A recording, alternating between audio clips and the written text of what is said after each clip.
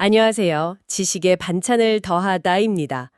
저희 법률 자문기관인 법무법인 라온의 이창엽 대표 변호사님이 기고해 주신 글을 바탕으로 오늘은 상간자 소송에 대해서 좀 깊이 이야기 나눠보려고 합니다. 아마 배우자의 외도 문제로 좀 마음고생 하시는 분들께 중요한 정보가 되지 않을까 싶네요. 그리고 시작하기 전에요. 구독과 좋아요, 알림 설정, 이거 저희 채널의 식사 예절인 거 아시죠? 잊지 말아주시고요. 자, 그럼 바로 본론으로 들어가 볼까요? 배우자의 불륜이 의심될 때 가장 먼저 뭘 해야 할까 생각하면 보통 증거부터 찾으려고 하시잖아요. 근데 이게 또 조심해야 할 부분이 있다고요. 네, 맞습니다. 이게 감정적으로 너무 힘든 상황이다 보니까 좀 격앙된 상태에서 증거를 막 모으려다가 자칫 불법적인 선을 넘을 위험이 꽤 큽니다. 실제로 있었던 일인데 남편분 차량에 몰래 녹음기를 설치하셨다가 이게 통신비밀보호법 위반이 돼서요. 징역형의 집행유예까지 선고받은 사례가 있습니다. 와, 정말요? 네. 그러니까 공개되지 않은 다른 사람들끼리의 대화를 몰래 녹음하는 건 명백히 불법이거든요. 아니 근데 정말 억울할 수 있는 상황인데 증거를 잡으려다가 오히려 범죄자가 될 수도 있다니 참 답답하네요. 그럼 구체적으로 어떤 행동들을 좀 피해야 할까요? 녹음기 말고 또 있나요? 그 차량이나 휴대전화의 녹음 장치를 다는 행위는 물론이고요. 또 흔히 실수하시는 게 차량 블랙박스 있잖아요. 거기에 음성 녹음 기능을 몰래 켜두는 거. 이것도 문제가 될 수 있습니다. 블랙박스도요? 네. 심지어는 그 현관문 밖에 서서 휴대전화 같은 걸로 집안 대화를 녹음하는 경우도 있는데 이것도 다 통신비밀보호법 위반 소지가 큽니다. 형사처벌 대상이 될 수 있어요. 그러니까 법원의 입장은 기본적으로 사생활 보호는 설령 불륜이 의심되는 상황이라 하더라도 존중되어야 한다는 거죠. 그렇군요.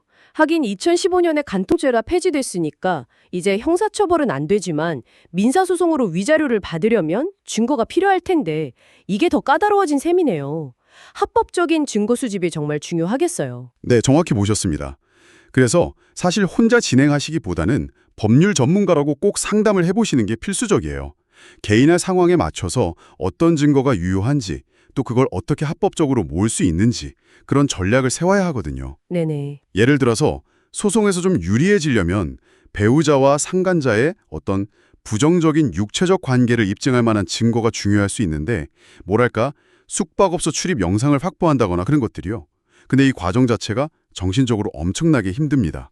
듣기만 해도 감정 소모가 엄청날 것 같아요. 소송까지 가는 게 부담스러울 수도 있겠는데요. 혹시 소송 말고 다른 해결 방법 같은 건 없을까요? 네. 아주 좋은 질문이십니다. 물론 있죠. 소송 전에 그 상간자와 직접 합의를 시도하는 것도 충분히 고려해 볼 만한 어쩌면 더 현명한 방법일 수 있습니다. 합의요. 네. 감정 소모를 좀 줄이고 또 일상생활에 미치는 영향도 최소화할 수 있으니까요. 다만 이때 그 상간자 합의서라는 걸 제대로 작성하는 게 정말 중요합니다. 상간자 합의서요. 그냥 앞으로 안 만나겠다, 미안하다 이 정도로 쓰면 안 되는 건가요? 어떤 걸 좀 조심해서 써야 할까요? 그렇게 좀 모호하게 쓰시면 나중에 또 문제가 생길 수 있어요. 합의서는 최대한 구체적으로 작성해야 합니다. 어떤 불륜행위가 있었는지 그 사실관계를 명확히 적고요. 금전적인 배상이 있다면 그 액수도 정확히 기재해야 하고요. 네. 그리고 앞으로 두 사람이 절대 연락하거나 만나지 않겠다는 그런 약속, 그리고 또 중요한 게 책임 면제 조항이라는 게 있습니다. 책임 면제 조항이요. 그건 뭔가요? 네. 이게 뭐냐면 이 합의서에 적힌 내용대로 배상이 이루어지면 그 외에는 더 이상 민사상이든 형사상이든 책임을 묻지 않겠다는 약속이에요.